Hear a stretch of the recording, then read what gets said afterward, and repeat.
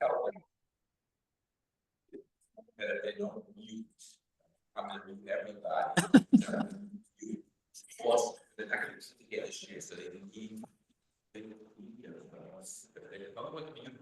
Well, right now things are quiet, so it's okay. Now in the halacha, so it just goes through various things. So rain is not mukta, right? Rain is not mukta, either because the rain was in the cloud pre-Shabbos. Remember, the concept of mukta, which is a whole shiur in itself, but the concept of mukta is that it's not prepared for Shabbos, really has no Shabbos use. But if something was there before Shabbos and was prepared for Shabbos, then we don't consider it mukta. So rain, everybody agrees is not mukta. Rain falls, you can drink it, you can wash with it, that's okay. On snow, there's a machlokes. Most poskim hold, including of Shlomo Zalman, that snow is not muktzah. Okay, so if you pick up snow, you don't have to go crazy with it, right? Most hold it's not muktzah.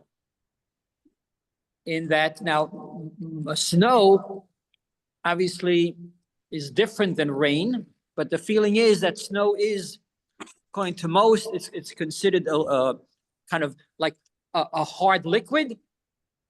And the thing that you see, the issue is here is a category of muktzah called nolad, which means to be born.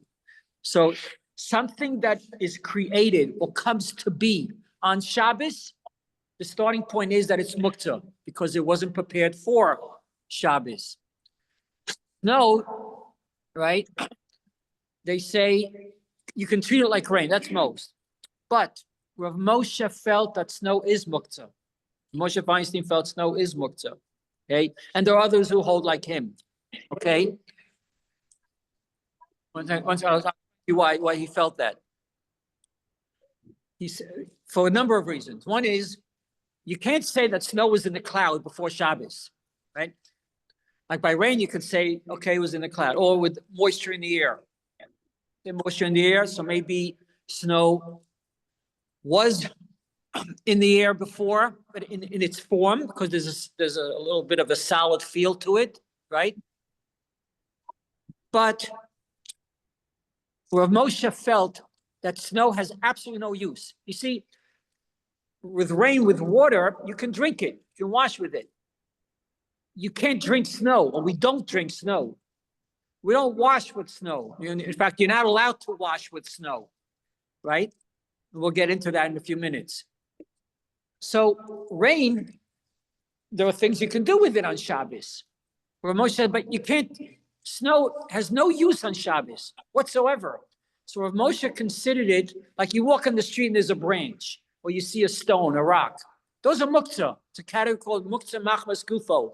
By the nature of that object, it has no use on Shabbos, so it's muktzah. Rav Moshe looked at snow the same way, right? It has no use on Shabbos. So Moshe did not feel that you could say, oh, it's like rain, okay? So for Moshe, there's no blood. It came to be on Shabbos. The snow is falling on Shabbos. It's not prepared for Shabbos. It has no use for Shabbos. So Moshe felt that it was muktzah. Now, the big question always, can you shovel? So shoveling is permitted if the snow is soft. Okay. And see, number two, it's on a hard surface, on the driveway, on concrete. All right. Why? Because if it's on your yard or if it's on grass, that's a problem shoveling, because when you shovel, you're going to inevitably uproot some blades of grass in order to do that. Or if there's ground, there's earth, you may come to level it. It may be a little dip, maybe a little mound, and you can level it. Plus, you can get it. You may dig out a hunt. Those are all the malachas of choresh. But if it's on a hard surface and it's soft, then it's permitted to shovel. Now, the only issue with that, as you can see, skip the prohibited, go to issues. There's what's called tircha yasera, excessive effort. On Shabbos, Shabbos is a holy day. You're supposed to spend the Shabbos praying and eating and socializing, and it's a holy day, right? You're not supposed to rearrange your living room furniture. I want the couch over there. I want the cabinet over here. There's no melacha with that. But the effort, the excessive physical effort, the rabbis did not want you to do on Shabbos because they want the Shabbos to be different. There's the issue of what's called uvda dechol. It's a weekday activity. It's that kind of nebulous category called not Shabbosdik, which is sometimes very hard to define, but you know it when you see it, right? Like some other things, right? So it's like kids would say to you, the teenagers, this always comes, teenagers, oh, we have a basketball game today, it's Shabbos, right? We're going to the park to play Shabbos. Now in Fail is an Erev, so there's no problem with that. They're playing on a hard surface. So you'd be hard put to find a melacha to say, well, you can't play, why can't I play basketball today? But to have an organized game, a 5-on-5 on a basketball court at 2 p.m. in Shabbos, it's not Shabbosdik, right? And then there's, because of these things that would be called Zilzul Shabbos, because Shabbos is like it's like a diamond that we treat very, very gently, right? So, okay, so you're allowed to shovel soft snow on a hard surface, but what about the effort? So the issue, the Drabanan issue of not doing physical exertion on Shabbos is permitted for a mitzvah or for safety. So therefore, you're allowed to shovel because I want to go to shul. I want to shovel because I'm afraid that I'm going to slip or the guests are coming. So it would not be proper to shovel your whole driveway. Or let's suppose the whole sidewalk in front of your house, if that's not going to be used, right? I never walk on my sidewalk. Almost, right? Like that. When I walk, I leave my house and I walk down the driveway into the street or whatever you think you're going to use. But you don't need, right, a 10-foot wide walkway. You need a walkway, so you shovel the walkway, right? Shoveling the whole driveway as opposed to the walkway is okay because the snow is soft and it's on hard ground, right? But it's a tircha yasera to do the whole driveway, and there's no need to. I'm not going to walk over there. I'm just going to walk over here. So shoveling is permitted. Shoveling snow is permitted if you avoid the prohibited, then you're on safe ground. Now it's best, by the way, it's best to have a non-Jew do it, right? You can tell a non-Jew on Shabbos, can you please shovel my walkway and show him where you want it done? Why is it best? Because there's no problem for him to do tircha. Yeah, but I thought if I can't do it, then I can't tell him to do it. Amira la'akum, for a drabanan, for a mitzvah, or to avoid danger, is mutter, 100% mutter, right? Now, he shouldn't use a snowblower, because that's a deraisa. But just because, the only thing the only problem with shoveling soft and on firm ground, on hard ground, is the question of it's not Shabbosdik or it's excessive effort. But that's not a problem for a goy. Just as an aside, and I won't get into that you have to ask your local Orthodox rabbi, right? We don't paskin here, right? I don't have the power to paskin, I don't have smicha. But for a shul, if you had an arrangement, or even if you told him, and he brought his snowblower, to my mind, there would be no problem. Why? Because a mitzvah d'Rabbim, we're much more lenient with. So for a non-Jew to do for a rabbin, and he could shovel, but he would rather use a snowblower. Well, that's like when you have help. Let's say you hire some help in the kitchen, and for Shabbos for a meal, you have a lot of guests, and you hire somebody for 2-3 hours, and you'd say, well, part of your job is to wash the dishes, and they choose to use hot water. Well, you didn't tell them to use hot water. You can wash the dishes with cold water. It takes you longer, right? But they choose to use hot water. That's their issue, right? So I'm saying, but for personal need, for your individual need on your driveway, to have this, to have the non-Jew bring the snow blower, that will not be proper. But you can tell him to, I'd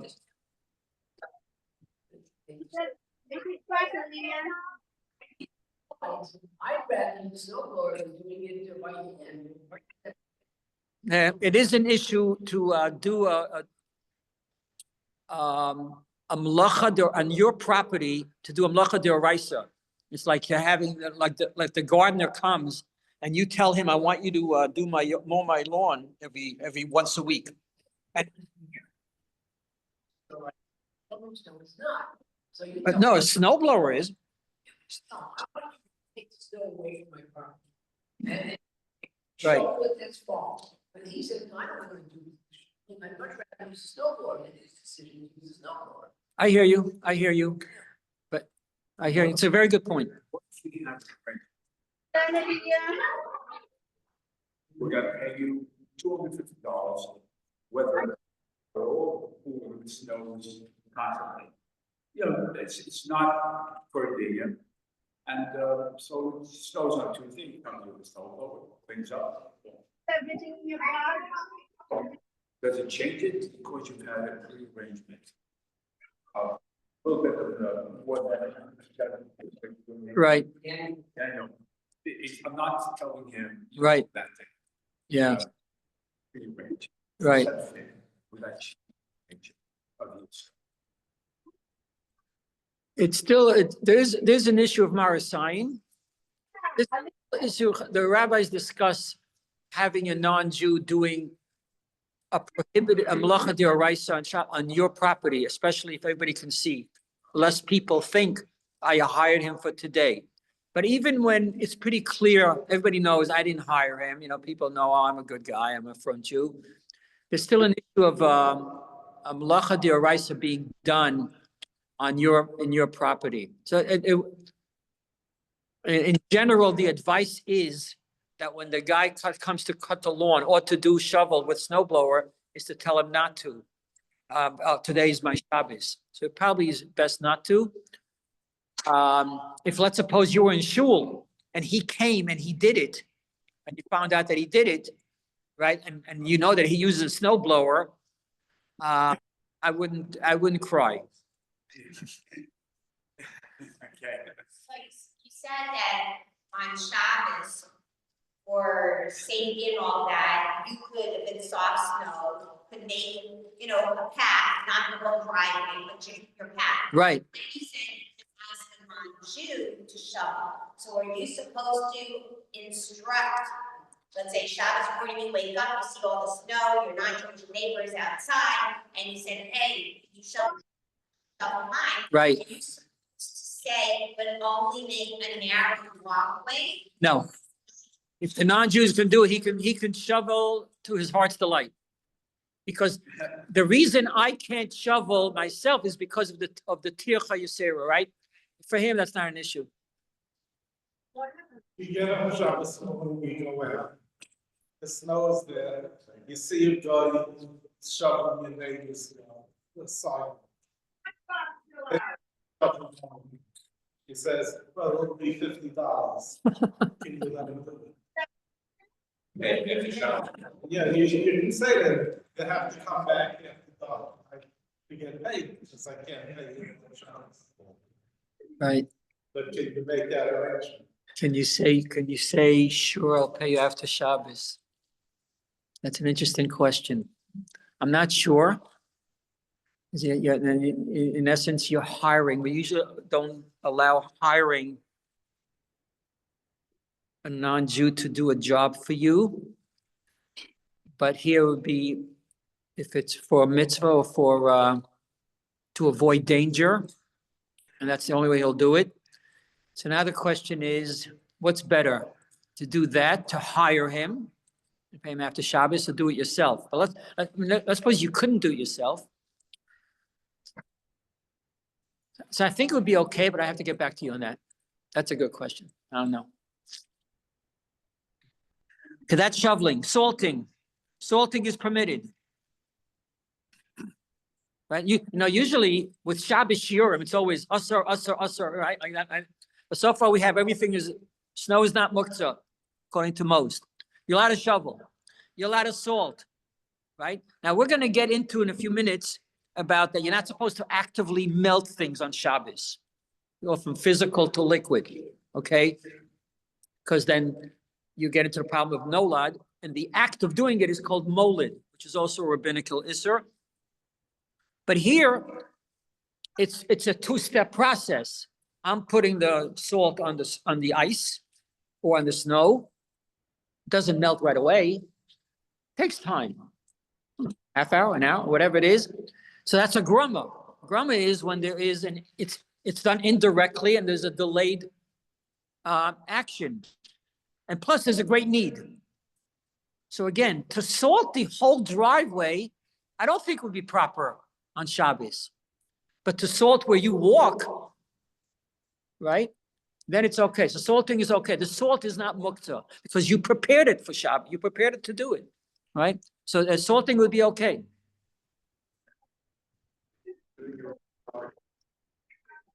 It's not next door. What about the rest of the path of the way to the shul and back? Oh, can you salt? Can I salt the mile between my house and the shul?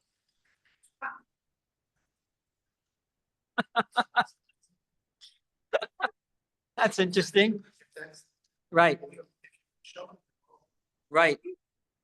You're doing it for yourself, you're doing it for potential for neighbors. I think you're right. I think you'd be allowed to salt my whole walk to shul.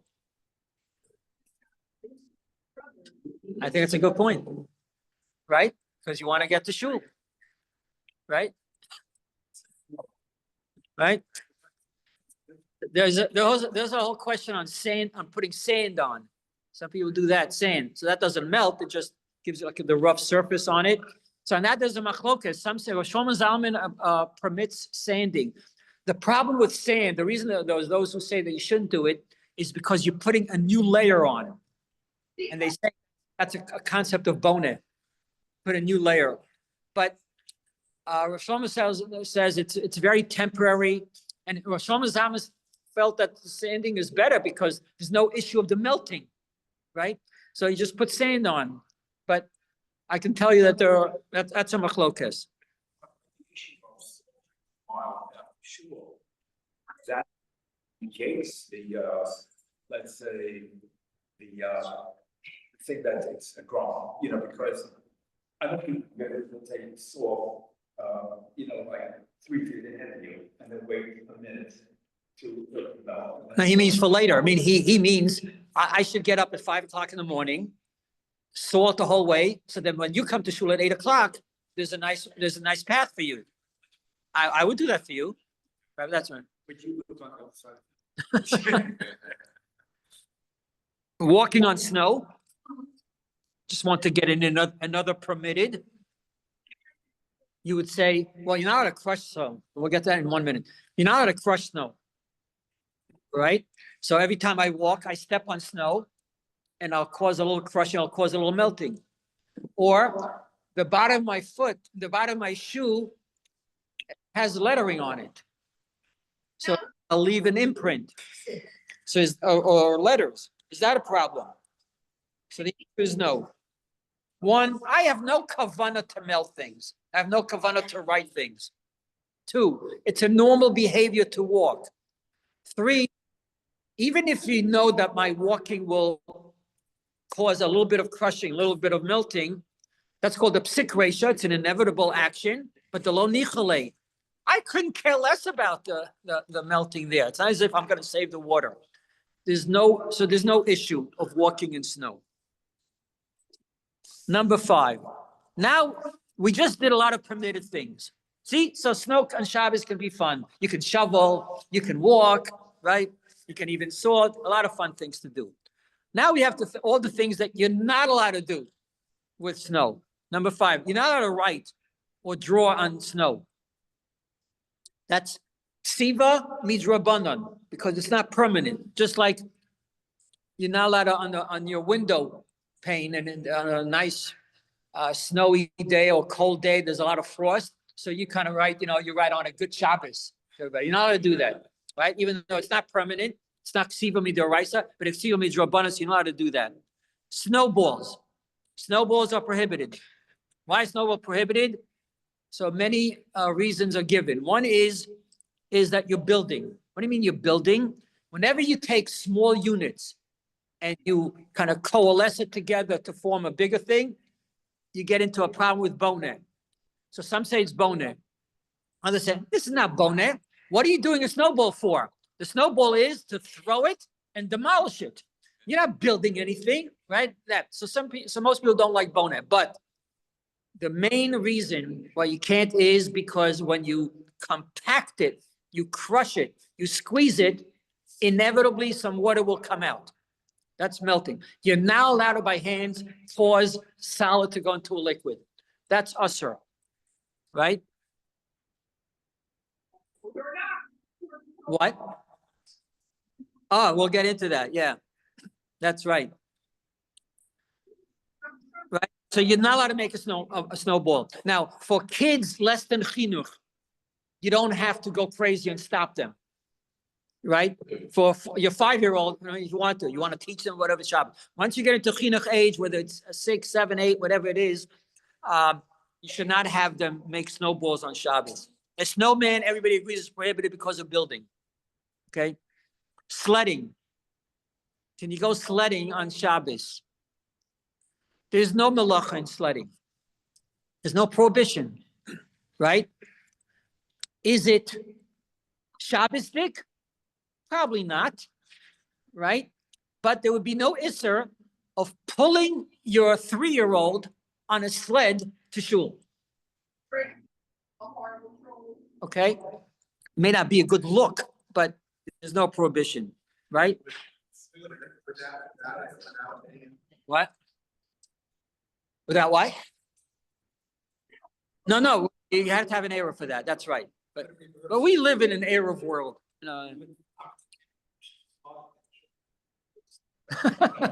That's definitely mutar. That's. So we'll get into that in a minute. 1 second. Why? Yeah, sledding.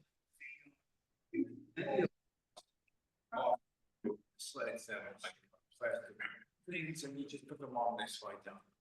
Some of us remember the old sleds with the metal. Right. Right. It's not, it immediately. Right. So that's no different than walking and it's mutter.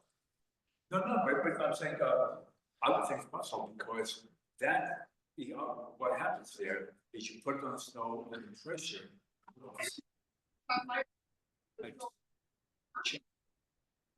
And that's why they're very fast. So again, that the change that you cause indirectly, whether the main problem is that you're crushing with the sled and your snow will go into water, is permitted, like with walking. When you do it through a normal action and you don't care about it, right? You have no kavana to do that. So then it's not a problem. Brushing off your coat. Gently brushing off surface snow is permitted. Vigorously shaking your coat that has absorbed moisture in it is prohibited. So that's just not even snow, meaning even a rain. If you walk and have a fabric or cloth coat and the water has gotten into it, you're now allowed to then take it off and shake it vigorously because you'll be shaking out water. And that's under the malacha of melabain, of laundering, okay, of expressing liquid from that. If you have a plastic or rubber raincoat, shake vigorously all you want because nothing absorbed. So if you have you're walking in the snow and periodically you kind of shake off gently the snow on it, not a problem. But once the snow has melted and has got into that, you shouldn't begin shaking it to try to get the water out. Now, what? Oh. What about you have snow on your cloth coat, field coat, what have you? You arrive at your local, hang it near radiator, not on it, but near it, so that it. Melts. Question? There's, well, I'll have to get back to you on that. Once you did with snow, so let's just discuss other things. One, because it came up, and two, because I wrote it on the sheets, right? Prohibited. So to crush, squeeze ice, snow, ice cream, and have it, because of your crushing, melt is absolutely prohibited. Okay? That's molded. You go from a solid to a liquid, something new. On Shabbos is prohibited. Number two, Go the other way around, like take water. okay, I'll get back to that in a minute. Two, to stir frozen slush to melt faster is prohibited on a rabbinic level because, again, you're actively melting something. To agitate a frozen bottle to liquefy it is prohibited. To pour hot liquid over ice is prohibited. You're actively melting something. By the way, if you pour it from a Kli Rishon, then you're cooking. Okay? So if you have ice or snow, you're not allowed to pour hot over it to melt it. It says pour hot liquid over ice, and the Shiur is because you're gonna melt the ice. Right. Bring back to Yos's thing. By putting ice in hot soup, like for a little kid. So we'll cover that in the permitted section. All the prohibited.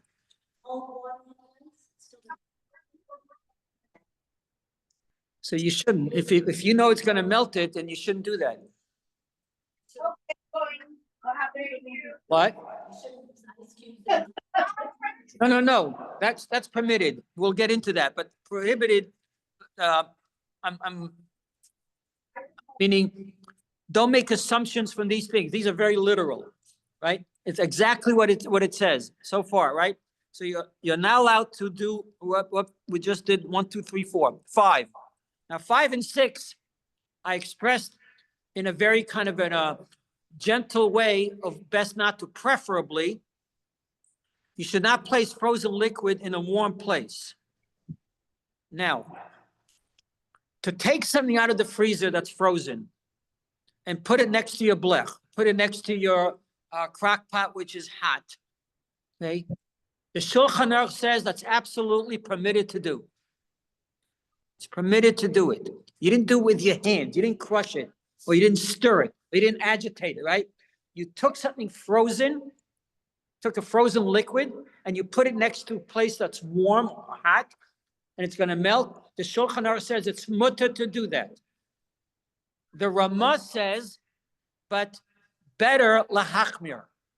Yesh lahachmir, not to do it. Because it's still molded, meaning you took something solid, and it's true, you didn't do it with your hands, you didn't crush it, but you took it to the warm place, and now it's going to happen.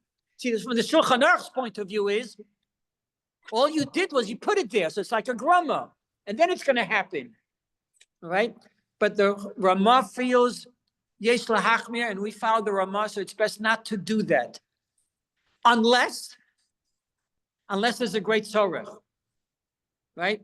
Now, I don't want people to say, oh, sure, when you need to do it, you can b'chal Shabbos. God forbid. You can't do something that's prohibited, right? Can't do something that's prohibited just because there's a need for it, right? But in something that there's a machlokes, that somebody says it's mutter, and there's another side that says usur, and we follow it to the usur, but there's I don't mean anybody, right? But the Shulchan Aruch, Rav Yosef Karo says it's mutter, so then in that case, if there's a great need, meaning I forgot to defrost something and I have 20 guests coming, that's called a tzorech, all right? For Onik Shabbos, for Knesset Sorchim, to avoid embarrassment, whatever it is. So then you'd be allowed to do it. I can't just leave it in room temperature because that's going to take 4 hours. The guests are coming in a half hour. Then you'd be allowed to do it. But so you're allowed to do that because the Shulchan Aruch says it's mutter. The Ramah says you should machmir. So too, 6, preferably, meaning lechatchila, because we usually follow the Ramah. That's why I phrased it. And preferably follow the Ramah. He says that you should not place dry solid food with congealed fat or gravy in a warm place because it's going to melt. The Shulchan Aruch says that's perfectly permitted to do. But the Ramah says, preferably lechatchila, you shouldn't do that. You shouldn't be machmir for that. Right? Great tzorech, great need, you'd be allowed to do it. You'd also be allowed to do it if the melting is not recognizable. See, if you have a dish and you have a very fatty piece of meat, and it just with or with like congealed gravy, and then you put it next. I'm not even saying put it on the blech, but you put it next to the blech, or you put it in a warm place, and that gravy is going to melt, and now you're going to have a pool of gravy in there. That the Ramah says, please don't do that. Right? We're not meant to do that. But if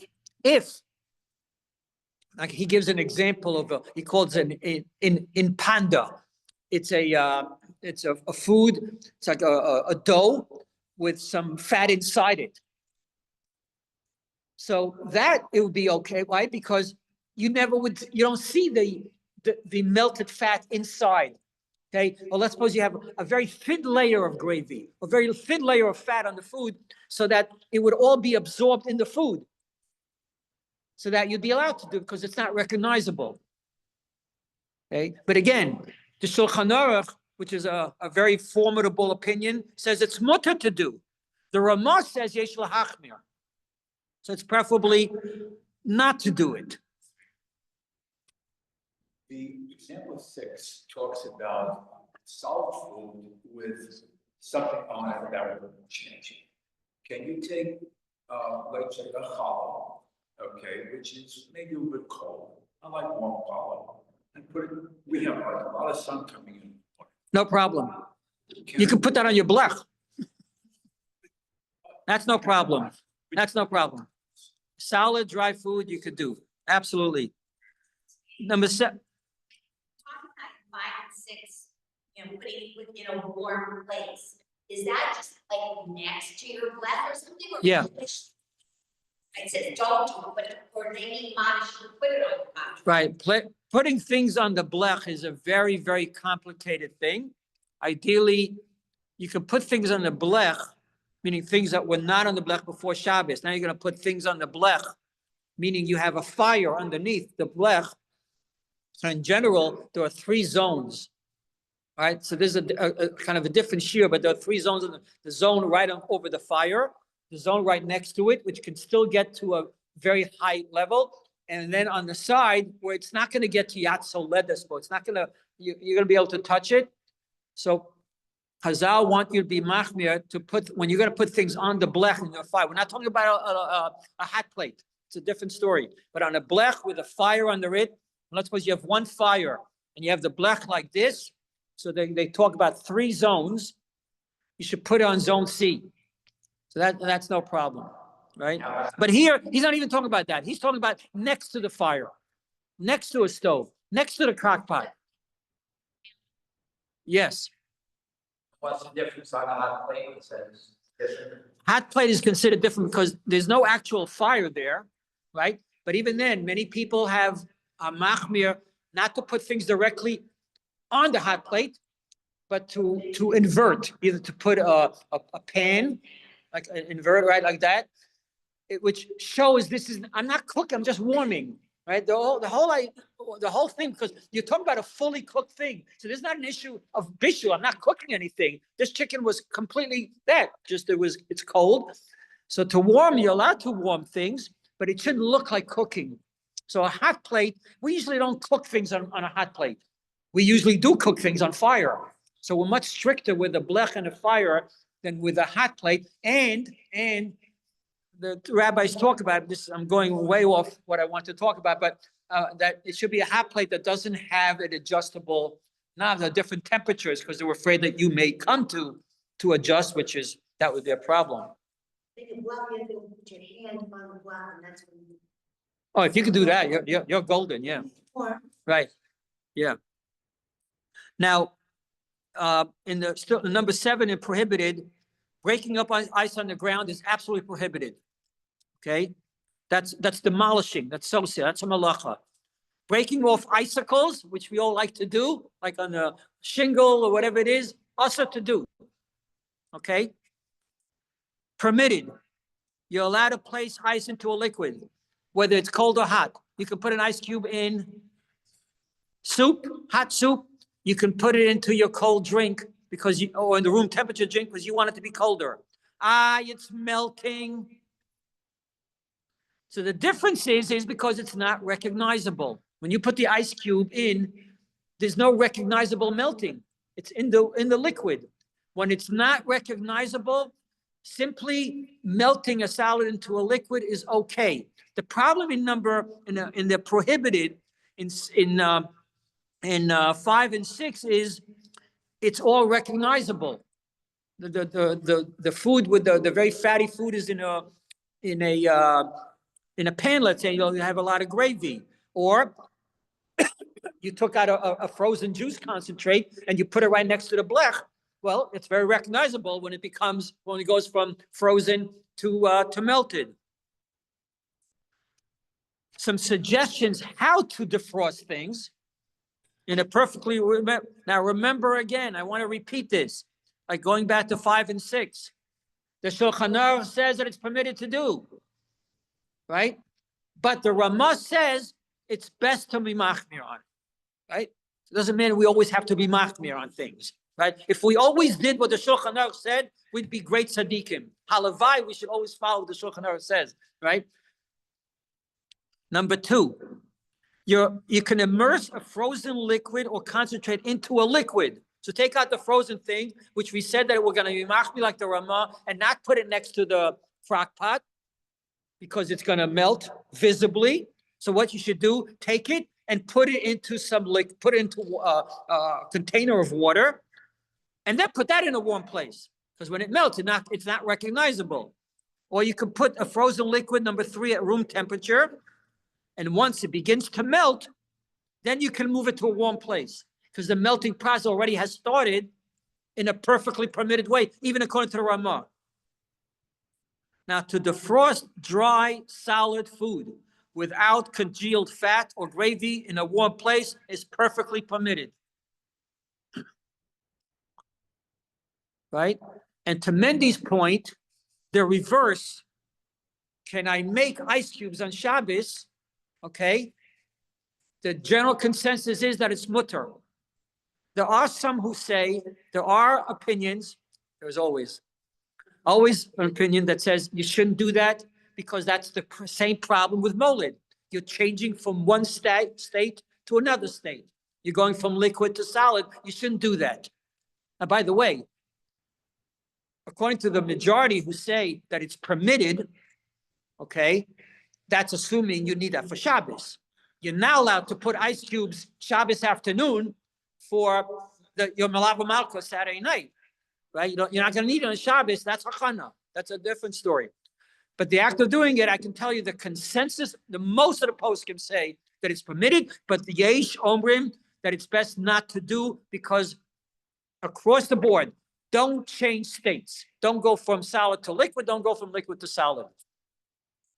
Now, I just want to finish with a little bit of just hashkafa, because sometimes you can lose the forest for the trees, meaning there are a lot of details, right? And we're very detailed halachic people, right? A lot of details, and sometimes you can lose the forest, meaning the Shabbos, the holiness of Shabbos. So I just want to give you an interesting insight, which was new to me, about a medrash that I had heard long ago. There's a famous medrash that Shabbos came to Hashem and complained, every other day has a partner.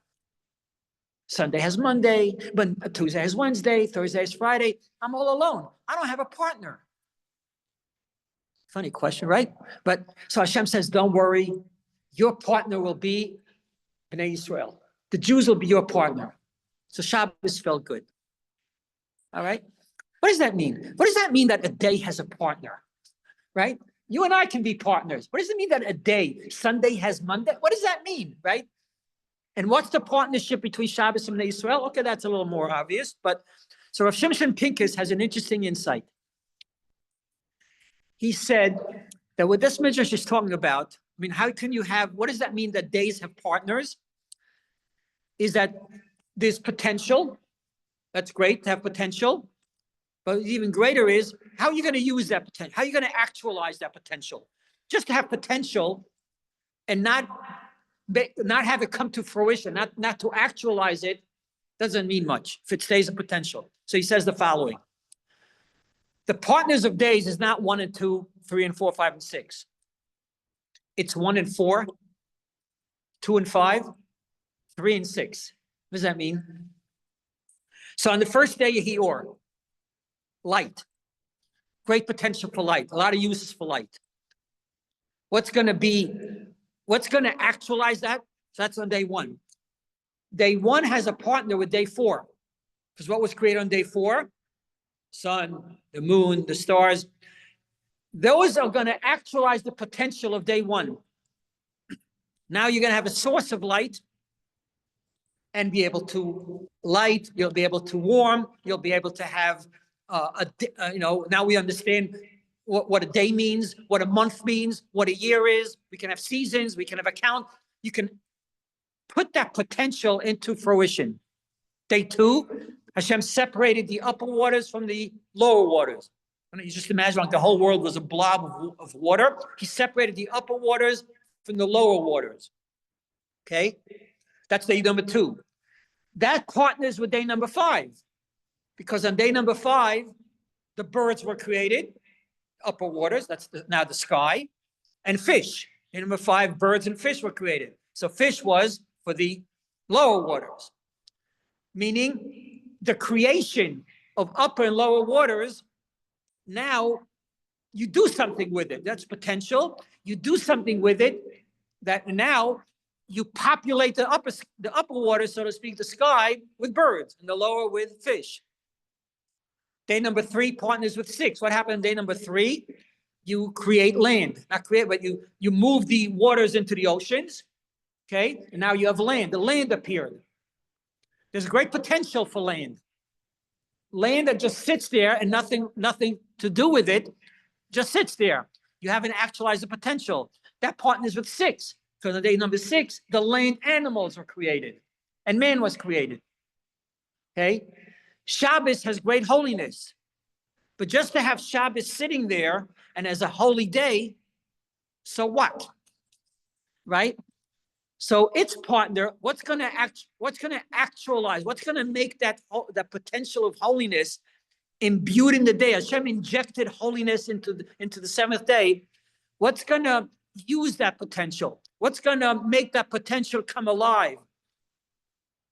The Jewish people, by observing the Shabbos, right? By making Shabbos special, right? And that's what this is all about. Shabbos is different. So when you look at snow on Shabbos and on Tuesday, it's very different. Now we show that, well, it's not really so different, right? You can shovel on Shabbos, just like but you not just like you can do it on Tuesday, because Tuesday I'll do the whole driveway. Shabbos, just do a walkway, right? But on Tuesday I can make snowballs and throw it at you. Not at you, but throw it, right? Certainly not at you. But on Shabbos, I can't do that. So again, not to lose the forest for the trees. We have a lot of halachos and a lot of details and a lot of chumras and whatever it is, but we can't lose the idea that Shabbos is a very special and holy day, and refraining from doing things that are not Shabbostic is a real thing. And it makes the Shabbos much more special. They'll say, okay, show me where it's usher. Right, to play basketball, let's say, or show me what is, and I can't, as I told you. I can say, well, it's not really Shabbostic, but not Shabbostic is a real thing. I'll just finish off with a quick story.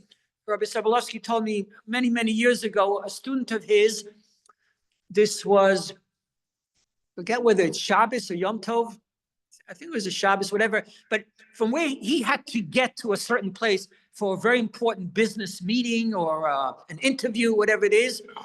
And he was, an Orthodox kid, like a 21-year-old kid. And he explained to us, I arranged before, and he would have to take the, from the island, the train. So he says, I'm just going to get on the train goes anyway. It stops there. So I'll get on it. I'm not going to do it. And he explained to him how he will not violate anything biblical. And then he said, and nobody will even know I'm Jewish. There'll be no Bar Sign issue, right? I'll wear jeans, polo shirt, I'll wear a baseball hat. Nobody will know I'm Jewish. And Rabbi Sobolewski told him, aha, now you just violated something biblical. Biblical? What do you mean biblical? Right? We have it in this week's Parsha. They call the Yom Tov of Pesach Mikra Kodesh. What does Mikra Kodesh means? A holy convocation. Now you understand it any better? I don't know. Right? I don't know what right? So Mikra Kodesh. Rashi, look at Rashi in that pasuk. Rashi says, Mikra Kodesh, Achila, Shitziya, Kisus. Eating, drinking, and wearing. The meals on Shabbos are supposed to be different. Your dressing is supposed to be different. You're not supposed to wear jeans and a polo shirt on Shabbos. You have to be dressed up in Shabbos clothes, right?